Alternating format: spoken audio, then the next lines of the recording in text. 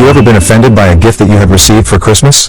1. My dad repeatedly gave me gifts that offended me all throughout my childhood. After quietly putting up with it and exchanging the gifts once I got home for almost a decade, I spoke up. I was either still in high school or had just graduated, and my dad had purchased the exact style of clothes I wanted, which was a huge deal, because he didn't approve of the punk look. I loved them, but all the clothes were 2-3 sizes too small. I expressed my appreciation but would have to exchange them for my correct size. He said in front of the whole family that I would not be getting the receipts and that the size was motivation to fit into the clothes that he bought. He had intentionally planned to call me out and fat shame me at Christmas. He had asked my mom what size clothes I wore weeks beforehand. He always gave me gifts like that. When I would spend my weekends at his house, there would be new magazines waiting for my sister and I on our nightstands. Mine was always the big fat weight loss issue or how to lose 28 pounds in 28 days, while my sister got Teen Beat, or whatever boy band magazine was popular that week. I wasn't even fat or overweight growing up. I just wasn't tall and so skinny that you could count ribs, like he and my sister were. My sister was so skinny she would turn blue after 20 minutes in a swimming pool. Doctors were concerned that she couldn't keep weight on, but I, a perfectly healthy normal weight child, was fat shamed my whole life. When I graduated high school, I was 5 feet 7 inches and maybe 120 pounds. I looked emaciated and malnourished. I was too skinny for my frame,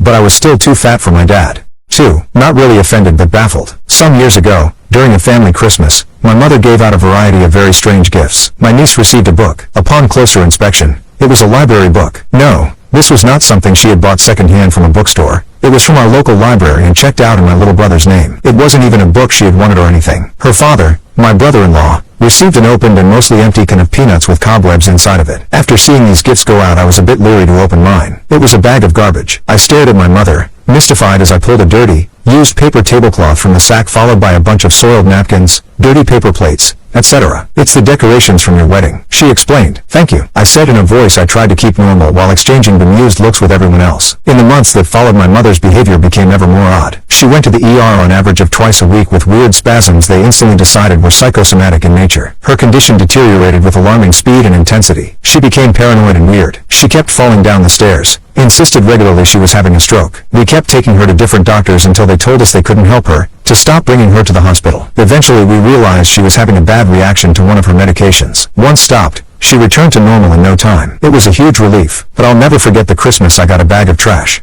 3. My ex-in-laws wrote the book on Christmas presents with ulterior motives. One year, my terminally punctual, read obnoxiously early, father-in-law gave me a giant wall clock, because, and I quote, "he could only assume you don't have access to one." That was the same year my mother-in-law brought me a lacy pink apron, for all the cooking I don't do and pink I don't wear, and suggested, in front of everyone, that I wear it while cooking and nothing else, because that will kill 2 birds. Yup, don't miss them even a tiny bit. 4. My father's longtime girlfriend tried to fat shame me every single Christmas by sending me clothing that she knew would be several sizes too small. It wasn't an accident. My father constantly harped on my weight, and I know she and he gossiped about it when I wasn't around. They lived in a small town several hours away, so there was no way to exchange it or return it. She also sent me ghastly bottles of old lady perfume. That wasn't offensive, just a stupid choice of gift. Perfume is extremely personal and only the wearer should choose it. But I'll never forget opening those gifts and finding a robe or blouse that was designed for a much smaller woman than me. Priceless. Looking back, I should have returned the favor, sent her a blouse or 2 in a size 0 juniors. 5. I married at age 18. It was a small, inexpensive wedding in 1994. The night before the wedding, as I was taking care of all the last-minute stuff, I realized I forgot to buy a blank videotape for my soon-to-be brother-in-law to videotape our ceremony, which he had previously agreed to do. As I get ready to go to the store, my soon-to-be mother-in-law says she has a blank tape that we can use. Problem solved, or so I thought. My mother-in-law owned a duplex. She lived in one of the apartments and rented out the other. After the wedding, my husband and I lived in the other apartment, so we were very close to my in-laws. About a week after the wedding, I asked her for the wedding video. We were having guests over for dinner and wanted to watch it afterwards. No problem. The next morning, as I was leaving for work, Mill knocked on my door asking for her video of my wedding back. I handed it to her and figured we would deal with it later. That evening,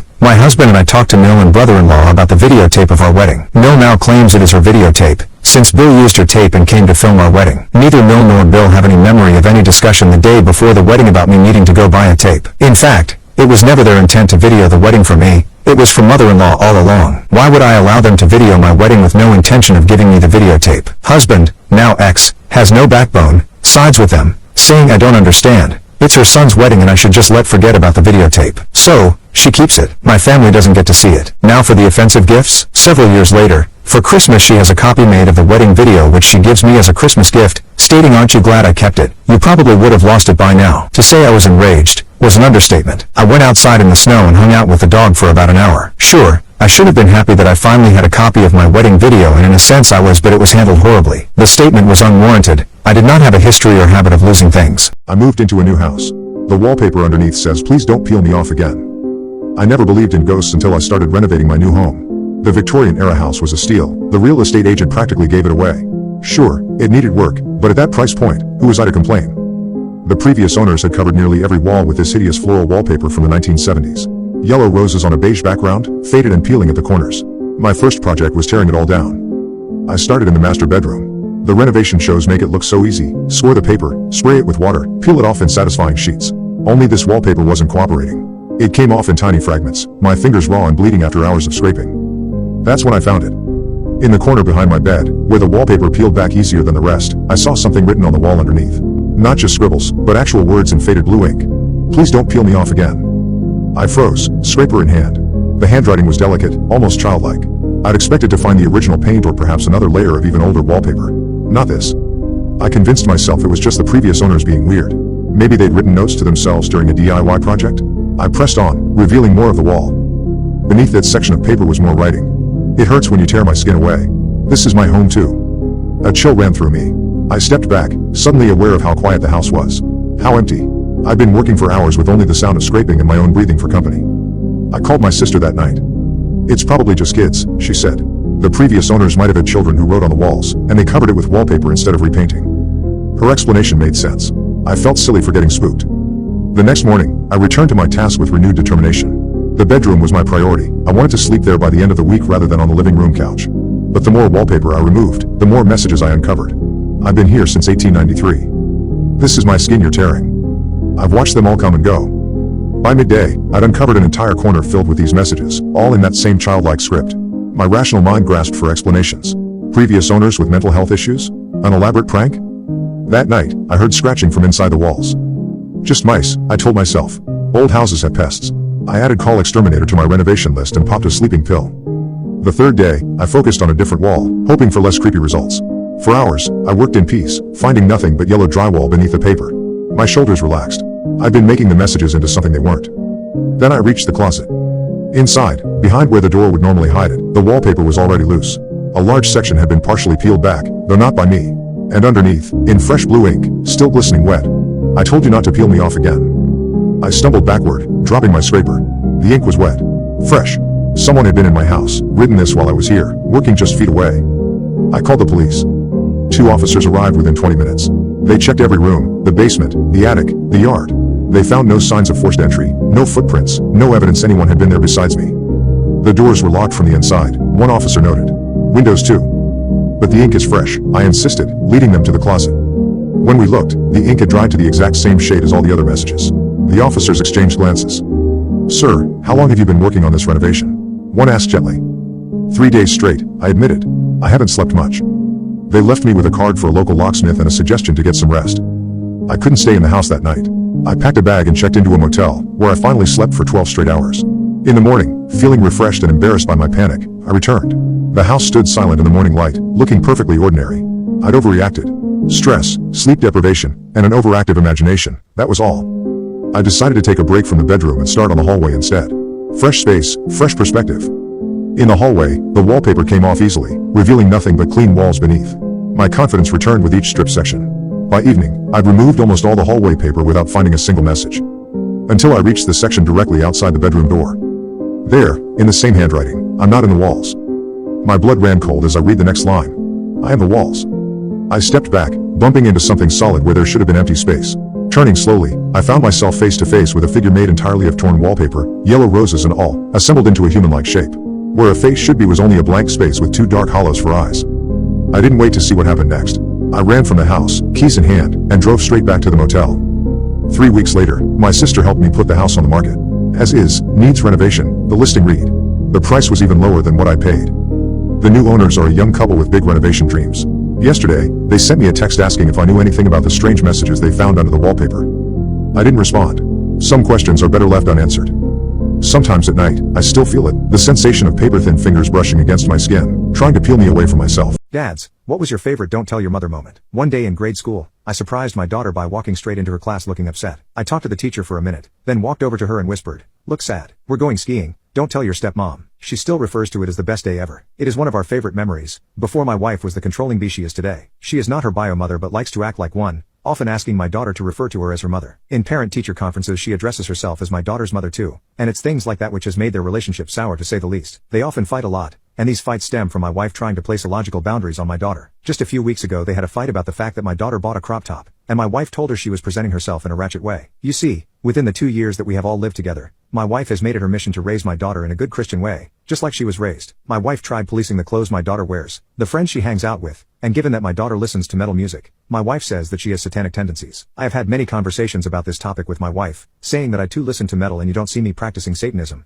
Yet my wife insists this is different. I remember a couple of months ago my daughter went to a heavy metal concert with her friend and her friend's dad and they didn't come home until around 1 a.m. My wife came home from work around 8 p.m. and by that time my daughter had already gone. After I told my wife what my daughter was up to, she completely flipped out, saying that my daughter was going to get hurt and that this behavior was unacceptable and very much grounds for being grounded. I told my wife there was no way I was grounding my daughter over this and my word is final. My wife went quiet for a second, before taking her keys and spontaneously deciding to drive to the concert to try to retrieve my daughter. But she was denied entry when she didn't have a ticket. She tried to buy one on the spot but they were all sold out. When she came home she and I had a huge argument and I put my foot down, saying if she says anything to my daughter when she gets home, we will be over. This made her listen, and she grit her teeth but didn't say anything to my daughter the next day. She did tell her to shut up however when my daughter was telling me how much fun she had last night. My wife and I talked that night and I mentioned to her that I was done with her controlling my daughter. She is not her mother and if she keeps this up I will put an end to our marriage. She ended up promising me that she would never again try to pull any controlling stuff. This promise of hers actually lasted, and I was very surprised to see that she was indeed following through with her word. That was until my daughter started planning a pool party for her sweet 16. We have a pool out back and my daughter's birthday is in the middle of July, and it was projected to be extremely hot. I thought it was a fun idea. The only person who of course did not approve was my wife. She tried to privately talk to me about how she thinks it's inappropriate for her and other girls her age to have a pool party and wear bikinis around grown people. I actually figured this to be a valid concern and told her that in that case we could make sure that no other parents are present. This was not enough for her however, as she later went behind my back and asked my daughter if she planned to invite any boys to her party. The thing is, my daughter actually had a crush on this guy in her class and planned to invite him, and when my wife found out about this she flipped out. Her and I had an argument one night about it, where she voiced her concerns about him being a creep who would definitely try rope someone. I told her she was completely out of line for this and if the first thing that she thought of when she pictured a 16-year-old boy was rope there was something seriously wrong with her. I gave her one final warning and told her to stay on the sidelines for both the planning and not to ruin the party when it does come. She agreed at the time, but in hindsight I should have been able to tell that her sure was just too sarcastic to fully believe. Anyway, when the party came around everyone was having fun. My daughter was indeed having a pool party, had invited other girls and boys from her class and I was taking care of food and drinks. I don't know what went through my wife's head, but when she saw that my daughter was sitting poolside with her crush, doing absolutely nothing but talking, she went completely irate. She stormed out and started yelling at the boy, calling him all sorts of names such as creep and weirdo very loudly. After ripping into the boy for a solid minute and a half for being a creep and getting close to her daughter without a shirt on, she turned her attention to my daughter and started berating her, asking her if she has no decency to be dressed like a WH who's asking for it. One of her friends told my wife to cut it out, and my wife flipped out at the friend too, telling her that she has no right to tell my wife what to do in her own home. My wife then kicked everyone out, leaving only my daughter who re-entered the house in tears. I was actually on the toilet for this whole encounter and this was told to me by my daughter. I went downstairs to find my daughter crying and my wife looking extremely angry while watching TV. I asked my daughter what happened and she asked if we could go upstairs. I was ashamed of my wife after I heard what my daughter had to say, and I knew I had to divorce this woman. I apologized over and over to my daughter and I decided to console her by suggesting something. My final act before divorcing my wife came 1 month later, and I would say it would classify as going out with a bang. My wife was having her 40th birthday party a month later in the house, and many of the friends she had over were friends from her church. My daughter and I came into the house midway through the party, with a speaker turned on full volume blaring the loudest heavy metal music possible, with our faces painted like members of our favorite bands. My wife tried to stop us, but after a couple of minutes of satanic music, every single one of the people at her party left. I filed for divorce the very next day. I left my wife because she couldn't get over her parents dying, and I don't feel guilty about it. My wife was always very close with her parents, and when they passed away in a car crash 5 years ago, she went into a deep slump. She wouldn't leave her bed, and I took on every chore and cared for our newborn by myself. The problem is, it's been like this for 5 years. For 5 years, she hasn't left her bed, and I mean that literally. She expected me to cook her meals, and when I was at work, she ordered takeout. We hadn't had intimacy in 5 years. I didn't remember the last time she kissed me. She barely speaks to our 6-year-old daughter. I did every household chore myself. I worked 60-hour weeks. I finally worked up the courage, and I decided to put my foot down about everything, for the sake of our kids, for me, and especially for her. I sat next to her on the bed, took her hand gently in mine, and spoke softly. I know it's hard. It's been really hard for both of us, but we can't keep going on like this, stuck in this endless sadness. Our kid missed you. I miss you too. I miss hearing your laugh and seeing your smile. Please, for all of us, can you try to take even a small step forward with me? I asked her. She looked back at me. I saw a singular tear fall down her cheek. She squeezed my hand weakly and said, I don't know if I can. I was beginning to lose my patience. I told her she had to get up. She had to. I didn't care how sad she felt. She had to get up. She went silent. The air felt heavy, and then I said that I couldn't keep doing this alone. I was tired. She told me that I had no idea of how it felt to lose my parents, and refused to speak to me after that. I yelled, You're seriously telling me I don't understand what it's like to lose someone? You were getting your master's degree. You were studying to be something. While you were in school, I supported you through everything. I paid for your tuition. I paid for the house that we're living in. I worked almost 70 hours a week to put food on the table for us, while trying to be there for our kids. You remember it. During that time, Andrew died. My own brother and I couldn't even attend his funeral, because I had to work to put food on our table. When Drew died, I didn't have time to mope around and stay in the bed every day. I had to get up and work even harder for you, for us. I was still here for you. When you decided to leave school in the middle of the semester, I still paid for the full class. When you needed therapy, I paid for it. Whenever you needed a shoulder to cry on or someone to be strong for you, I did it. I was there. I was depressed, Kaylee. I didn't want to get out of bed in the morning. I didn't want to be the only one taking care of Connor, taking him to school every day before I work a 10-hour shift, and not being able to greet him as he gets off the bus. I'm not trying to invalidate your feelings, but after 5 years of grieving, I am tired. Kaylee didn't say anything. She just looked at me. I asked her if she had anything to say, and she stayed silent. This infuriated me because it felt like I was talking to a brick wall. I woke Connor up, and I left the house for the night and got a hotel. I needed some space away. On the drive there, Connor asked me why Mom wasn't coming with us, and I told him that she would rather stay in the bed because she needed some rest. After we left, she kept calling me and texting me. I texted her back that I would see her in the morning, and she sent a text to come back home that instant, but I needed some space from her. I turned my phone on Do Not Disturb, put Connor to bed, and got his clothes ready for school the next morning. While he was asleep, I started writing a letter to give to Kaylee. The next morning, I woke up Connor and drove him to school. Since our home was in between his school and my job, I stopped by the house and dropped off the letter. In it, I told Kaylee how much I loved her and wanted the best for her. I told her again everything that I said the night before, how I was tired and couldn't keep working 50, 60-hour weeks to support our family while I was the only one taking care of Connor. I was also the only one keeping up with the house, and it was starting to get worse. Clothes and dishes would often pile up in the sink and would still be there when I got home. The rooms were messy if I didn't straighten them up, and you can forget about dusting. After 5 years of keeping this up, I was getting burned out. At the end of the letter, I told her that if she couldn't help me with anything or get out the bed for herself, then I would have to get a divorce. I left the letter on the kitchen counter. Before work, I would normally buy her breakfast or cook her breakfast, but I didn't have the time that morning, so I knew she would come downstairs and see it. Around 11 o'clock, while I was at work, Kaylee called me and was yelling on the phone. She asked me how I could treat her like that after she lost both of her parents. She said now I'm making her lose her family. I said that it wasn't the best time to talk about this, and that we could talk when I got home. When I got home that night, I was greeted at the door by Kaylee. This was the first time I saw her out of the bed after I got off work in years, but it wasn't a pleasant surprise. She started talking about the letter I dropped off, and how I was selfish and a lowlife for wanting to break up our family. She was screaming and throwing things in the living room. She said that I was a failure at being a husband and a dad, and that I would never be half the man her therapist was. She said he would let her express herself, and didn't judge her like I did. I let her get all of her emotions and words out before I got up, wiped the tears on my face, and without a word, I left the house. I drove around, but not to the hotel this time. I drove around the town and tried to clear my head of all the hurtful things she said to me, but under the city lights, all that played through my mind was the last 5 years, and the arguments we'd had. I couldn't imagine spending my life without Kaylee, and I thought about how this could affect Connor. I thought about couples therapy, but between the house and the kids and only one income, I knew we wouldn't be able to afford both of our therapists. There's something wrong with my husband's paintings. My husband is a painter. Well, that's a stretch. He does very modern, Jackson Pollock style art. I've seen him in the studio, and he's not so much painting as he is flinging paint at the canvas with his bare hands. Strangely, though, people pay real money for his work. His most recent one, gray and blue splatters on a gray canvas entitled Ocean Dawn, fetched us a cool $3,000. He makes a full salary off his work, and then some. I don't get it. Maybe the people who buy his work are smarter or more cultured than me. They all fit a very specific type, well-dressed men with distinguished salt and pepper hair, petite blonde wives that look like they've never eaten a slice of cake in their lives. Money to burn, put on the dog types. Although, if it's a choice between one of my husband's paintings and a Louis Vuitton purse, well, his paintings are, marginally, less ugly than those purses. Man, what is it with rich people and ugly stuff? Anyway, I'm getting off on a tangent here. The reason why I'm writing this is because my husband has been away for the past 2 weeks visiting family. While he's been gone, I've been running the business by myself, and I've noticed some odd things. His studio is a really nice space downtown, large and full of light, filled ceiling to floor with his paintings. And even though they're individually ugly, there's something sort of beautiful about them being all together.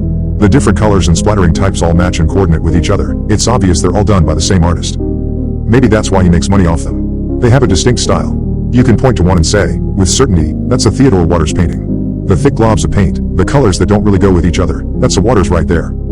I could put on a smock and throw paint at a canvas while listening to Gregorian chants, too, but I wouldn't be able to produce paintings that consistently resembled each other in style. The first few days went well. We had a minor hiccup. I almost gave the woman buying Evening Tranquility the wrong painting. They looked identical to me. But I was enjoying it. After work, I'd head to the studio for a few hours and binge dramas on Hulu, waiting for the next client to come by. Things took a turn for the worse, however, on Wednesday night. My iPad ran out of battery 20 minutes before the last client was supposed to show up. So I just sat there, staring at the paintings. I got up and rearranged them a little. I pulled out the piece that was supposed to be sold tonight, Midnight Dream. It was one of the less ugly ones, if only for its color scheme. Black canvas, or possibly navy blue, splattered with purple, mauve, indigo, and white. And just a few dots of ocean blue, drizzling across the front. I leaned it against the other paintings and sat back at the desk, taking off my glasses and rubbing my eyes. Damn allergies. When I looked back up, however, I froze. With my glasses off, Midnight Dream was now blurry. And with all the random splatters blurred now, I could see a clear shape. How there were less splatters, more darkness, in the center of the canvas.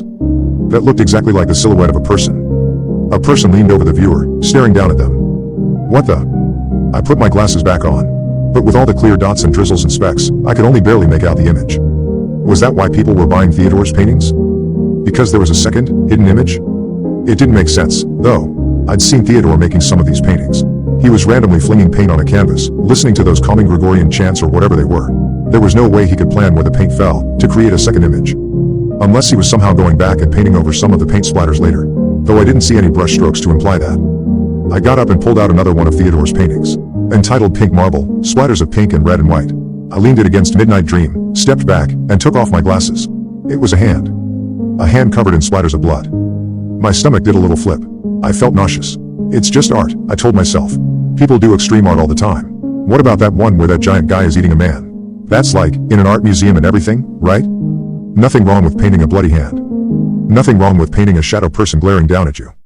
And maybe I was wrong. There wasn't much detail in these images, just the suggestion of forms. It could be pareidolia, my brain assigning familiar shapes to the paintings. Like a Rorschach test. Maybe these were random blobs and it was just my imagination. I took out another painting. This one was pretty ugly, muddy shades of brown and green around the edges, a big pink blob in the middle. Spring Blooms was the title. I leaned it against Pink Marble and stepped back. Closed my eyes, let out a breath. Took off my glasses. I opened my eyes. Oh, no. The pinkish blob, now blurred and at a distance, was clearly the shape of a woman's body. Laying on the ground. Splattered with blood. Why would he paint this? And who would buy this? Who would want a painting of a dead body in their home? I swallowed, my throat dry. I put on my glasses and slid the painting back in with the others stacked up. Was this the reason Theodore was actually making money? He was selling these paintings to chicos that were camouflaged well enough to stay hung up through dinner parties and visits from the in-laws? I texted the client who was supposed to pick up Midnight Dream and told them I wasn't feeling well. Then I drove home, stomach twisting, and locked myself inside. But I didn't exactly feel safe in the house, either. Because Theodore had a few of his own paintings hanging on our walls. I realize now, as I viewed them from a distance, that the painting in our living room depicted a close-up of a woman's face, but something black was oozing out of her mouth. Vomit? A spider? Not enough detail to tell. And the huge one in our bedroom, hanging above our bed, looked like two lovers embracing, except they appeared dead, from the ashen gray tint of their bodies. This was sick. And it didn't even make sense. I remembered when Theodore painted this one, the one of the lovers. I had watched him for more than an hour. He was just flinging paint randomly as he listened to the weird chanting music he always played. Yet the blobby shapes clearly suggested two people embracing. I decided to sleep in the guest room that night. But before I did, I made the mistake of walking into Theodore's home studio. I'd left the lights on, somehow, so I stepped into the studio, my heart pounding. It was a lot more cramped than the one downtown, only about 100 square feet, with a huge stack of paintings in the corner. As I reached for the light switch, I noticed the unfinished piece on the easel. I'd seen it several times over the last few weeks. But now, I saw it differently. I took off my glasses and took a few steps back, out into the darkened foyer. It was a woman, lying on a dark wooden floor, splattered in blood. Except that woman was me. Of course I couldn't be sure. There wasn't enough detail. But from the colors, that looked like my favorite gray sweater, my hair splayed out on the floor. I backed away. Then I ran out of the house. I drove all night until I got to a friend's place. That's where I am now. Theodore has tried to call me, but I've let all his calls go to voicemail. Every time I close my eyes, I see the painting. The splatters of paint that look just like my dead body. Jane texted me today. She was my mistress 20 years ago. Hi, Connor. Do you remember what day it is today? That's the first message I get as soon as I walk out of the office. The number isn't in my contacts, but it knows my name somehow. I ask who it is. It's Jane. Remember me?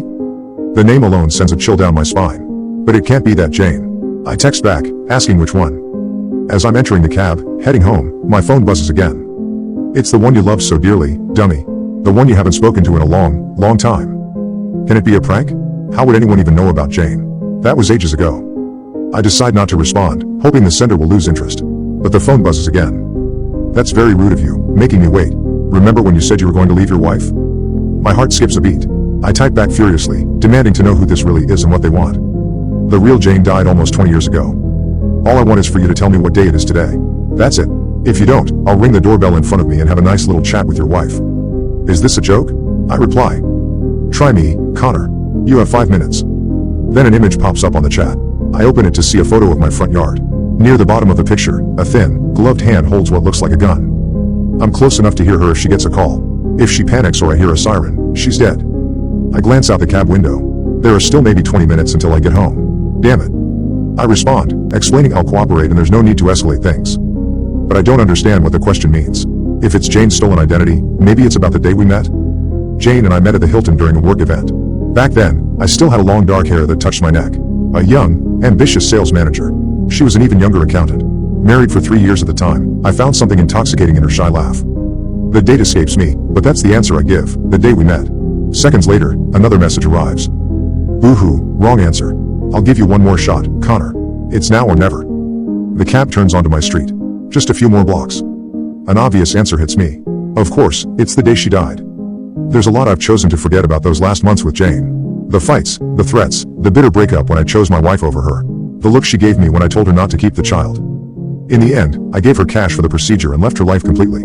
A couple of months later, someone told me she died on the operating table during what I presumed was the abortion. I type in my answer. The phone buzzes again. Very good, Connor. That's almost right. But there's one piece left. The cab pulls up, but I leap out before it even stops, running toward the house. The driver yells after me, demanding I pay. On that same day, something else happened. I burst through the door, frantic. My wife isn't in the living room. I shout for her. She calls back from the kitchen and I find her there, startled by my panic.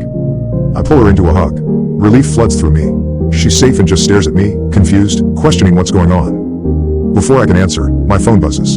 Another text. Today is also your son's birthday. The one she died to give birth. The doorbell rings. Who is it? My wife asks, moving toward the door. I'll get it, I say, stepping in front of her. My cold hands grasp the doorknob, and I pull it open. Standing there is a young man, thin, tall, with dark long hair brushing the neck. He looks eerily like I did at his age. In his face, a cold grin. In his hands, a gun rises to meet my head. Redditors that have gone on Tinder dates, what was your worst and weirdest experiences? So I found a cool chick. She was into cars, into guns, drank and cussed like a sailor, looked great, she had the sexy resting bitch face. I was so ready to smash. Well, she hits me up and says she's going to a car meet and was gonna pick me up. I was so down for that. So she texts me saying, hey, I'm outside. So I run out and I see her in her car, walk up and say what's up, and that's when it hit me. This bitch has the angles. Good God, she had saddlebags hanging over the seat of her car. This bitch was enormous, so I played it cool. I asked her, hey, want anything to drink before we head out? She says sure. So I run in and grab my roommate and say, bro, I fucked up. I fucked up bad. I need a call like a level 10. Mom had a heart attack. Dad had a stroke. Your brother's in jail again, but for murder this time, and it was your job to keep him out. He laughs his fucking ass off. So I go back out to the car, go to the car wash, and I got the call and I put him on speaker. Bro, my brother's in jail again, my mom is gonna kill me, my dad is never going to talk to me again, and my brother's in jail and Nag's head for first-degree murder. I play along like, oh fuck it man, we need to get there and get a bail bond. This is where it gets good. No man. It's cool. Sobbing. I'm just gonna hit the bottle and pull the trigger. She heard that, we jump in the car, I'm doing my best to act panicked, and we get to the house and we both run in and there's my roommate, empty bottle of Jack on the ground and a half-full bottle of Jameson tilted up and pressed to his lips and an unloaded handgun to his head, screaming, if you take one more step I'm gonna blow my brains out. And she fucking bolted out the door and took off. Always have a bro for an SOS or a level 10 emergency. What is the weirdest thing someone has done or said when you have hosted/cooked for them? 1. Many years ago, when I was married to my ex, we lived in a townhouse complex that has a clubhouse that could be rented by homeowners for parties. We both came from big families and so we rented it often. One of my brothers asked if we would rent it for whatever reason for an event for his in-laws. This would include his mother-in-law, who was not a very kind person.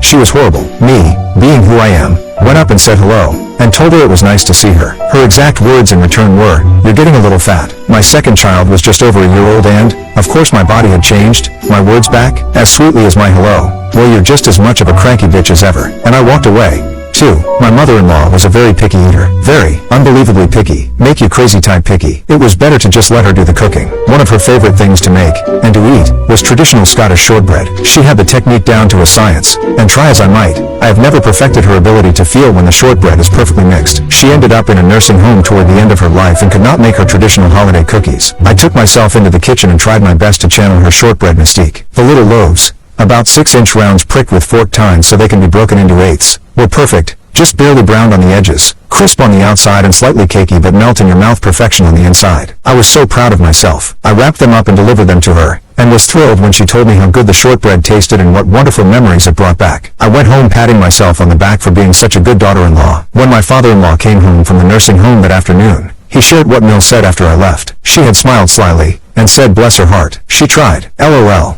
3. When we'd host dinner, my Mill used to offer to help serve dessert. She'd then pass me a tiny portion and announce, loudly, in front of everyone, "I'm serving a half portion for you, dear. I know you must be trying to lose weight." Happened many times, at my own home when hosting, and other family gatherings. One time, Christmas Eve dinner was late, at my house, due to my hubby, her son, inadvertently unplugging the crockpot. I was mortified, as I frantically tried to put together snacks and serve an alternate holiday meal for my hungry family. She kept commenting to other guests, my kids, my mom, my former husband's parents, "How can she be so unprepared? And can you believe she invited all these people without enough food?" Our guests were more upset by her comments about me than they were about sharing a frozen pizza and potato chips on Christmas Eve. We don't see her much anymore. The silver lining here is that, as my kids are now grown and I'm a Mill myself, I'm the best darn Mill I can be. I verbally affirm my Dill, jump into the kitchen to help whenever needed, and know when to back off, and encourage when she struggles. I'll never shame or criticize when she's down as my Mill did. It was rough at the time, but looking back, I'm now grateful for the painful lessons my Mill taught me. So if your dinner guest is rude, try to glean some nugget of wisdom from it. And remember you don't need to invite them back.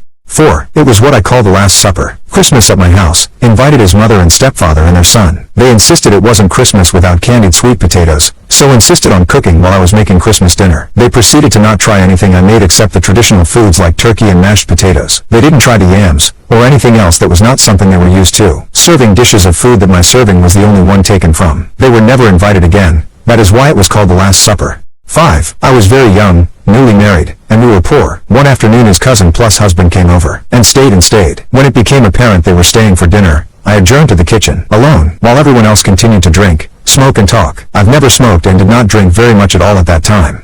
I've got some large, stone people to feed. I made a casserole that included minced beef, onion, carrots, corn, a can of vegetable soup, and fun-shaped pasta, accompanied by a green salad and whatever fresh vegetable I had. I set the table and called everyone to dinner. Imagine my surprise when they all just continued to talk, drink and smoke instead of filling their plates and eating. The cousin got up from the table and went to the kitchen. I followed, wondering what I had forgotten. She had gotten down the bread and had her head in the refrigerator. She laughed. "Oh, in our family we don't eat no hamburger helper," as she proceeded to make them all ham and cheese sandwiches. I was crushed. I explained this was a casserole made from scratch. She continued to laugh. I ate sparingly, cleaned the table and put away the mostly uneaten food I had prepared, cleaned the kitchen, leaving them to sit still talking, drinking and smoking at the table. Yes, he is an ex and an ass. His family never liked me. 6. My ex had a daughter show up on our doorstep when she was 16. He had always thought maybe she might be his but had never tried to find out. But there she was, unannounced, grinning from ear to ear saying, "Hi Dad." Well, I welcomed her into the family and included her in all manner of family doings. One particular Sunday I invited her and a new boyfriend to our place for dinner. I did a really nice roast with all the trimmings. She was late,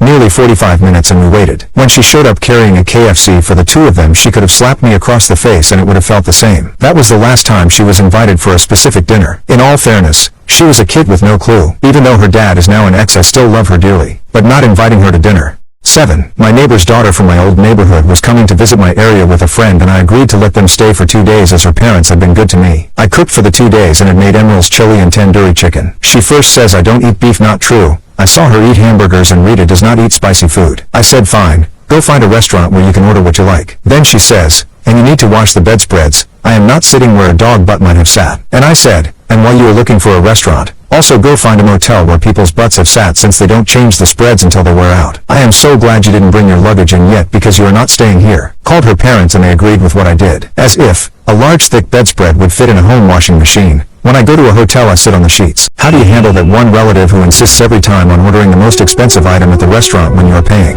1. My father was extremely hospitable and generous, but after a spate of family weddings, he began to be very irritated by my, then, father-in-law. According to my father-in-law had short arms and long pockets. He accepted great hospitality from us all, including drinks and cigars, even though he didn't smoke, but never stood his own round. At the various family weddings he drank only the most expensive alcohol and plenty of it. The final wedding of the season came about and a large group of family was waiting to be seated for the wedding breakfast. Some more photos were being taken, so there was going to be a delay of about half an hour. The bar at that time was not open, meaning free, as it had been at all of our other weddings. Daddy had realized this, as had many other family members, but my father-in-law was so used to everything being free that it did not occur to him that payment might be an issue. Everyone was deciding on what they wanted to drink and Daddy suggested we order champagne. Many drinks, including a bottle of champagne, were ordered and my father-in-law got up too, in his mind, organized the order at the bar. Many family members went to open their wallets, but Daddy quietly and quickly stopped them. The bill was given to my father-in-law, who was absolutely apoplectic. Red-faced and furious, he handed over a credit card. He refused to speak to most of my family throughout the rest of the reception and left as soon as he could. I was surprised by my father's actions, but when I spoke to him about it afterwards he said that if my father-in-law,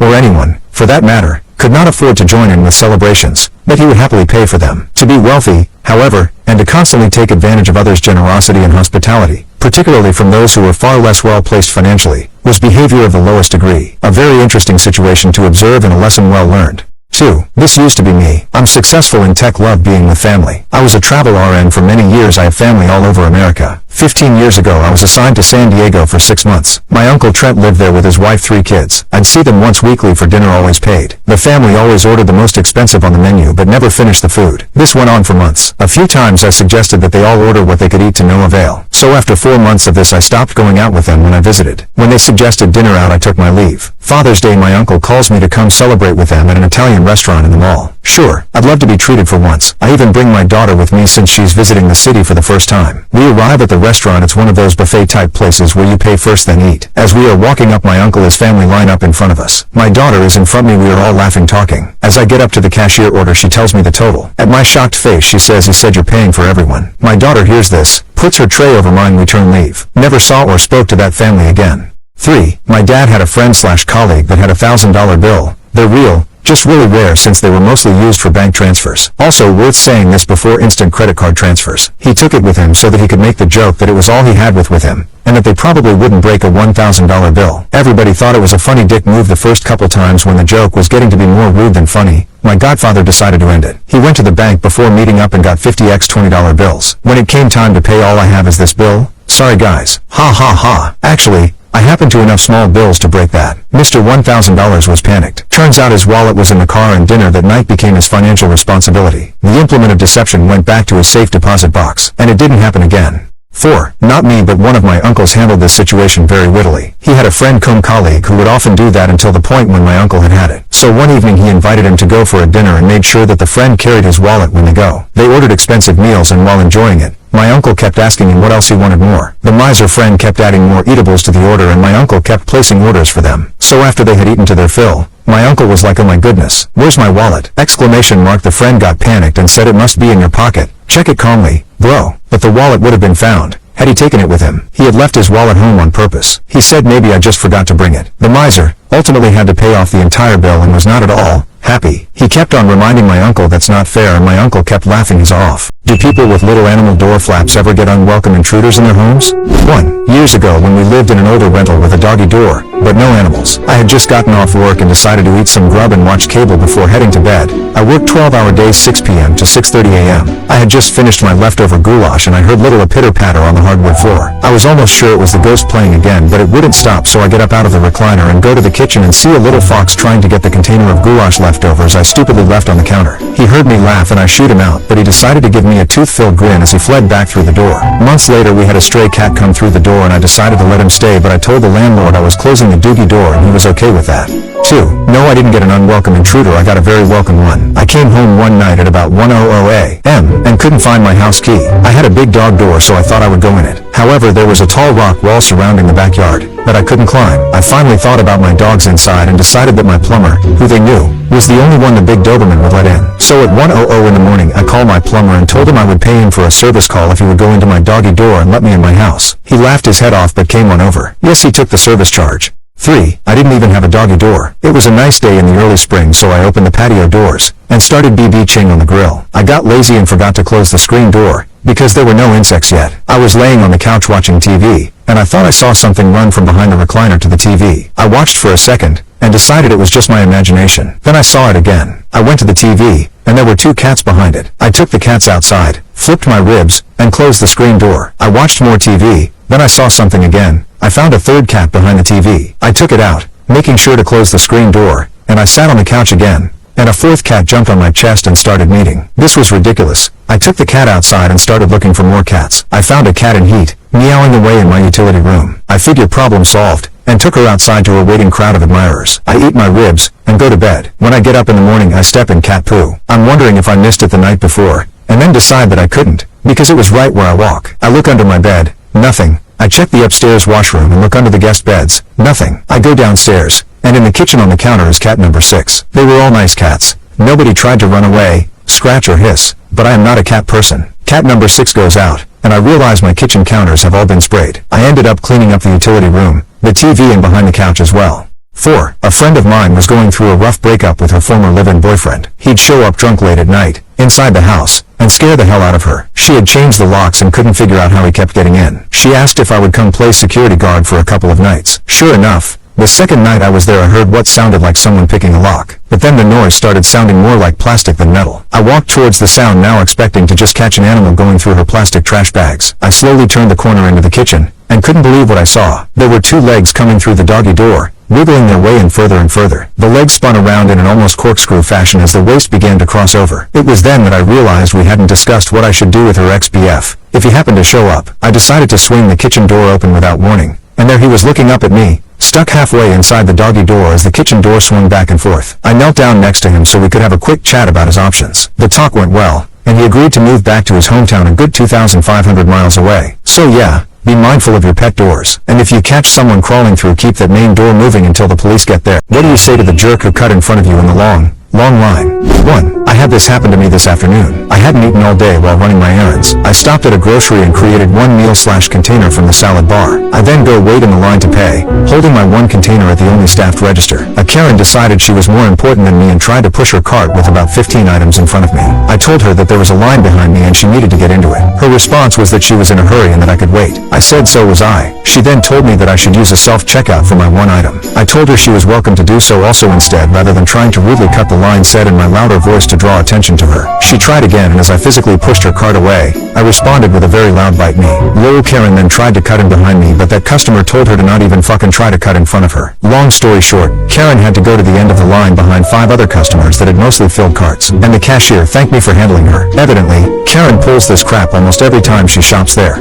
2. I was standing in a line about to be next, when a fella who was very fashionably dressed jumped right in front of me, stepping on my foot. I asked him if he was so important that he had to stomp on my toes to get ahead of me. The cashier jumped right and told him to go to the express line if he was in such a hurry because she wasn't going to ring him up. He turned red, grabbed his items, went to the express line, which was fuller than if he had waited at the end of the line that I was in. 3. Just had this happen at Walmart on Friday. Standing at the deli, 6th in line, this guy basically pushed me aside, running over my toes with his cart. Now I'm 70 with very painful feet anyway, with arthritis, neuropathy, and diabetes. When I yelled in pain, he had the nerve to say, "What's your problem, old woman?" I'm a man and in my country, men get served first. A big burly guy basically lifted his skinny butt up, Moved in about 5 feet. Another one pushed his cart his way. Then go back there. We don't push old ladies. I have to say I was watching out for him the rest of my shopping trip and going to my car. 4. Generally nothing. It rarely happens, however. I did have that happen at a grocery store. I raised my eyebrows and the person told me I am in a hurry. The fool had the idiocy to shove back the items I had already put on the belt. The cashier told him to get his stuff off the belt because she wouldn't ring him up. He demanded the manager. The manager showed up and the fool had the audacity to tell her that he was in a hurry and had the right to cut in wherever he wanted. The manager called for assistance, produced a cart, had the line cutter's desired purchases loaded onto the cart and sent back for reshelving. Then banned him from the store. I didn't have to do a thing. All the people in the line got an apology for the delay. 5. We were in a very long line at Disney, going through the cattle line as we call it. Finally got up to the front and ready to go into the building, which is more lines, when this couple jumped lines and pushed their way in front of us. I was so mad that I immediately spoke up loudly and told everyone in our half of the park that 2 rude people couldn't bother to wait their turn and had to shove aside women and kids because of their entitlement. Everyone started booing them and they tried to move farther up into the building, but teens in front of them said no way. They finally moved back where they were and everyone clapped. 6. Somewhat on the same vein. Wife and I were sitting down waiting for the movie to begin. A couple walks in, sits down in front of me, wearing the classic 10-gallon cowboy hat. Movie starts and he is still wearing it. I cannot see. Place is full. I cannot move. So I tap him on the shoulder and ask nicely, if he could please take off the hat. I ain't taking my hat off for you or nobody else, damn it, is the reply I got. Well damn, I wish I knew what he looked like. Might help me decide how to proceed. But then, he does not know what I look like. I could be 6 feet 8 inches 250 pounds NFL player, rather than the 145 pounds old fart that I am. So I grabbed his hat, stuffed it down by his seat and said, I asked nicely, asshole, now keep the fucking hat off. We sat there, watched the movie, no problems. Movie ends, lights come up, and this skinny 17 years old grabs his hat and hauls ass out of there. Cranky old bastard gets a win. 7. I don't like confrontation, but on this occasion I hadn't slept well and wasn't in the best of moods when some woman tried to cut in front of the queue. Safeway Supermarket, Wyndham, Norfolk, UK, over 25 years ago. I just said to her, I'm not sure which planet you're from, but here, on Earth, we form what's called a queue, which means you go and